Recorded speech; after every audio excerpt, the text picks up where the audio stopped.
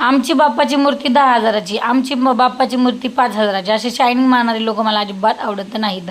मला जसं कळायला लागले आणि माझ्या मुलाला जसं समजायला लागले की माझ्या मुलाला समजायला लागले आणि आम्ही जे व्हिडिओ पाहिले त्यानुसार तेव्हापासून आम्ही ठरवलेलं आहे तिघांनी की वातावरणपूरक मूर्ती आणायची, भले ती केवढीही कितीही आणि कशीही असो, म्हणजे कुठल्याही प्राईजची असो, असं आम्ही ठरवलेलं आहे. तर दरवर्षी मी अशीच मूर्ती आणते आणि बादलीमध्ये आम्ही त्याचं विसर्जन करतो आणि यावेळेस आम्ही ते बादलीमध्ये त्याचं विसर्जन केलं आणि मस्त असं जास्वंदीचं फूल आणलेलं आहे आणि ते कुंडीमध्ये शिवमनी लावून घेतलेलं आहे. माझ्या मुलाला हे जे ज्ञान आहे आयुष्यभर हे त्याच्याकडे राहावं. आता थोडीशी माती जास्त झाली म्हणजे ती माती आम्ही वापर केली आणि बाकीची लाल माती आहे जी आम्ही बाहेर फेकून दिली, पण ही माती मात्र आम्ही थोडीशीही वाया घालवलेली नाही जी गणपती बाप्पाच्या मूर्तीची झालेली होती.